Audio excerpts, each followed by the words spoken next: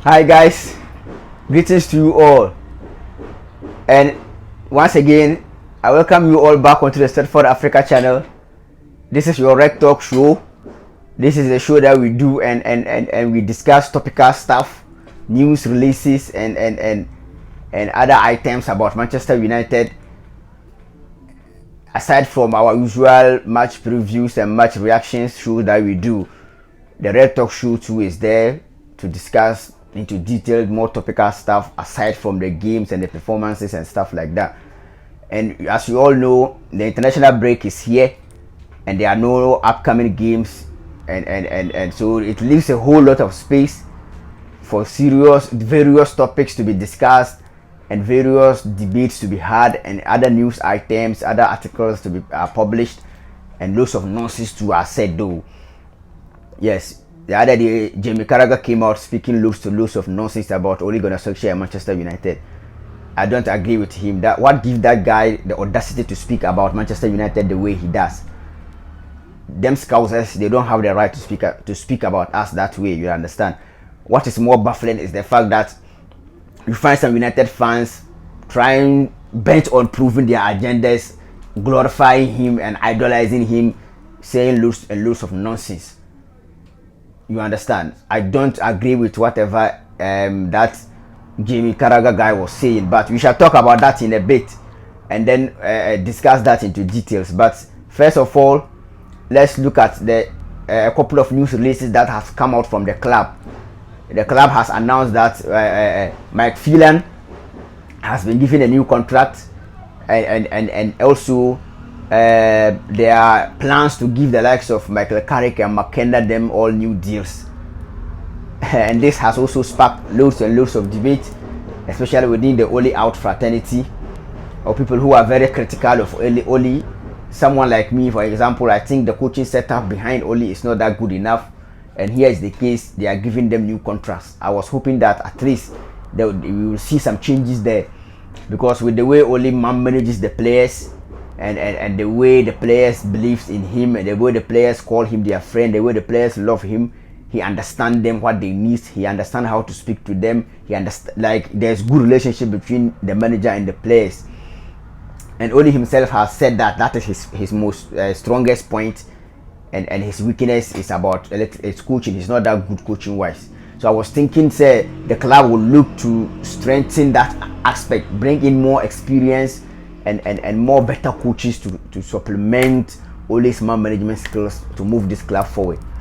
But they seem to believe in the current setup, and also they are giving them new contracts. You understand? So we shall be talking about that and also touch a little bit on Jamie Carragher's comments and what I think about those comments. So basically, I think what the message the club is sending across by giving the likes of Phelan them new contracts is the fact that they are backing Ole and they are giving him their full support. And then also whether you agree with that or not, that's another different conversation altogether. But I think, in my personal opinion, I think the club is right by doing that, by sticking by the manager and backing him and supporting him. The performances of late hasn't been good enough. Yes, we all agree to that fact. Things needs to improve. The earlier the better. Yes, but when you look at the magnitude of the work they gave to Ole, they can't sack Ole at this right material moment in time. You understand? If you are going to sack someone, you sack them based on the job description that you gave them. You don't just sack people because others are sacking their managers or their employees. You understand? If I have a contract with you and you are sacking me, it needs to be based on my performance. The job you gave me, have I delivered or not? You can say Ole hasn't won trophies yet. Yes, that's a very valid argument you can put across. But when you look at when Ole was being given the job, I am sure there would have been conversations between Ole and the board, what the team wants, and Ole also agreeing to it that yes, I can do this before he took the job. You understand? And among those conversations would have been two things. I think they gave Ole the job to do two things, but the two things are dependent on each other. you needed to achieve one before you can achieve the second objective. Because where the squad and the team was in a very devastating state. So the board would have told Ole, we are hiring you and we want you to build this team, rebuild the team, and give us a foundation to compete again. And after you've done that, then we can now be in a position to be able to win trophies again. And Ole said, yes, I think I can do this job, but it has to be a step-by-step thing. You understand? There has to be a short-time pain in order for us to gain in the long run. So I think conversations like that could have happened. And as we speak now, if you are going to judge him, or if you are going to analyze his achievement or his performance, you have to look at it from with that multifaceted lens. You don't just forget about the possible rebuild that he had to do and just keep banging on and ringing about winning trophies. You understand? So I think the club feels like now with the squad we have, we are now in a better position to compete and win stuff better than when Ole came in. And that was one part of the work they gave him. Try and reassemble a very competitive world-class squad. Try and re-engineer what this club stands for back into the squad and the United DNA and stuff like that. We know this club, we've been here for a very long time, so we believe we can do that, and he also accepted the job. So if you look at the squad we have now, we have the likes of Varane, Ronaldo, Sancho, Greenwood, compared to what we had before. Ashley Young, Valencia, Damian, Rojo, Dems. You understand? So you can see a complete shift of quality in our squad. The question now is only good enough to be able to deliver us those trophies. Some people have already made up their minds and they think he's not. That is their own opinion. Some of us are ready to take a chill pill and give him up to the end of this season to be able to judge him fully. And I think it is not wrong or it is not bad for you to hold that view. Because if you gave him a multifaceted job to do, if you look at the first aspect, you can't really say he has failed in that area. He's done it well. So now give him time to be able to benefit from the squad that he has assembled. You understand? It's only fair for him to ask for that. So you don't ask me to rebuild a squad to be able to win trophies, and after rebuilding the squad, seven matches into the new season, you sack me because performances haven't been good enough. Yes, performances haven't been good enough, but if you look at the results, we are not that far off. Last season by this time, we were 17th or 16th on the league table with about 7 points. You understand? But we went on, improved, and then we finished second. This season we haven't been playing well, but for some reason we've always managed to get the results in our favor. So I think performances are going to improve and get better to match the results. I confidently believe that will happen. And if that doesn't happen, then we can all come back to the conclusion that Ole has been able to assemble the squad, but his tactical ability is not good enough to utilize the squad. So when we all reach that conclusion, then we can now go on and bring in someone who is tactically astute enough to win us trophies. And even in that situation, you can't completely say Ole's reign here was a failure. He will continue to be a legend of the football club, and he would have paid his dues. I mean, he would have done well by bringing the club from where he picked it to where we are now. Right now, if Ole leaves today, any manager who comes in won't have to suffer the way Ole suffered to build the squad. So these are the things that people who are sticking up for Ole are putting across, but people don't want to hear that.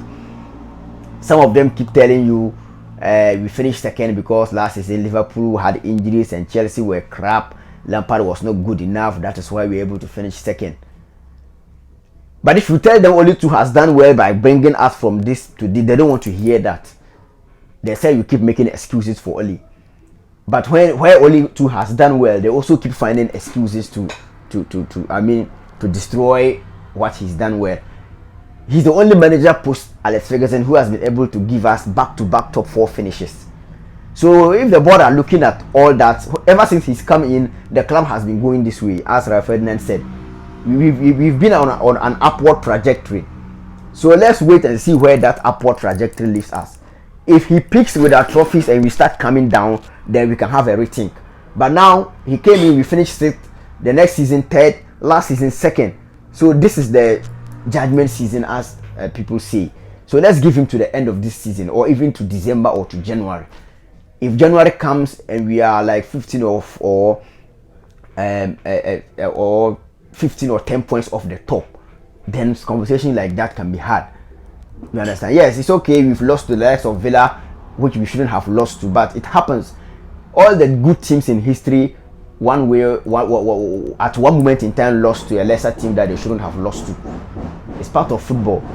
You understand? So I think the club is right in backing Ole, because the job they gave him, they feel he has delivered on one end, and now it is time for him to go on and deliver on the other end. So let's wait and see whether he can be able to do that or not.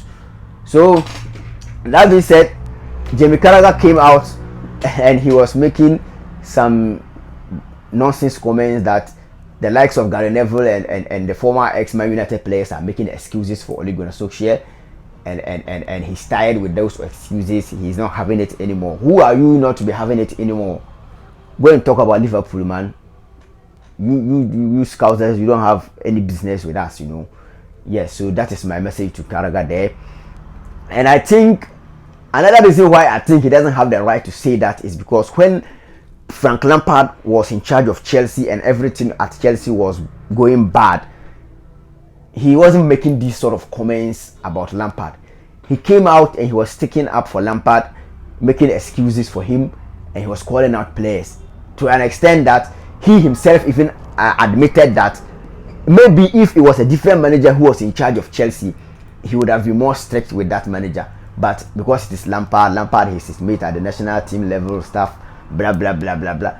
But then today you want the likes of Rayo them to turn up and turn their man under the bus. And the fact that he's saying they don't even criticize Ole is not true. I've seen Rayo and Ole go at each other very respectively at the beginning of this season.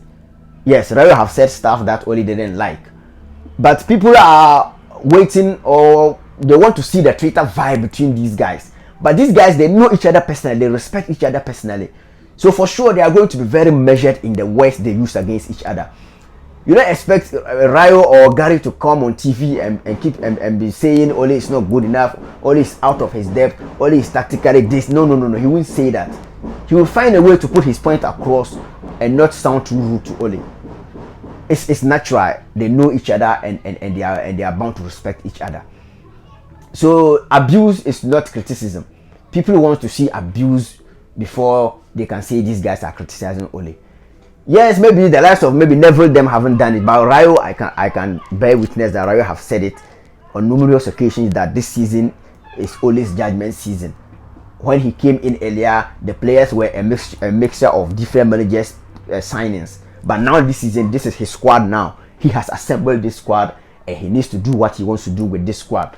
But the only difference being that he's able, or he's willing to give Ole up till the end of this season to judge him properly. And I don't see anything wrong with that. If somebody wants to take a chill pill and wait for the end results, because in the end will always justify the means, isn't it? You understand how? So I think people should calm down. As Ole and his coaching staff, they have their flaws, which is clear for everybody to see.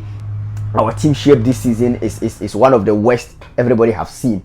The way we play and we concede counter attacks is not the best. So things like that, Ole himself have come out and he said that he doesn't like how wide open we are. And I believe they are going to work on it and we will see improvement. If you don't see that come December or January, then we can now have a very serious conversation. But I don't think it is panic time yet. The situation is not as dire as some people will want you to believe. We are just 2 points off the top of the league leaders, and we are still in the Champions League. We haven't been playing well, but resource-wise, I think, apart from the bad losses we've had against the likes of Young Boys and Aston Villa and West Ham in the cup, but I think things are looking good in the league, particularly in the league. So if we are able to improve the performances and get some consistency in, I think we can challenge. It is not about winning the league, it is about making progress. Last season we finished with 74 points. So I am expecting Oli to get 85 or more points this season. If that is enough to win us the league, then we all celebrate. But if that is not enough, if we are able to make the 85-point mark, that would have been progress. And then we go on and fix the big hole in our midfield, then we cannot give ourselves the platform to expect to win the league next season. What is wrong with that? It's a progress thing. People are fed up with us using the word progress, but you can't just break your leg today and tomorrow you want to start walking. It has to take time. You have to come back slowly. You understand? So now we have been finishing top consistently in the top 4. That will now give us the platform to then challenge and then to then win. You understand? So I think Ole, even though coaching wise, tactically, there is a lot of flaws with him, but with the work, the magnitude of the work that was given to him, and how he has delivered on one front of it, you can't sack him on the other front, because that other front depended on the front that he had delivered. So let's give him the time to see whether he can really make good use of his squad. If he doesn't, we sack him, we get a good manager in, we enjoy from our squad like Chelsea have done with Tuchel. You understand? So I think it's a win-win situation for all of us, and all those who once only sacked won the bet for the club, and some of us who are able or who are willing to relax and give it till the end of this season. If by the end of this season we win, we all want the club to win. If we don't win and we need to move on to better things as we are suggesting, we do that, and it's all for the benefit, for the good of the club. So please get into the comment section and let me know your thoughts about these topics, and please don't glorify any scouser who comes out dissing our manager or our club. Don't. Those guys, they don't have any business to or any right to talk about us that way. So until we meet again next time, this has been your Red Talk Show from the Stretford Africa channel. Thank you for your support and stay safe out there. Have a nice time. Bye bye.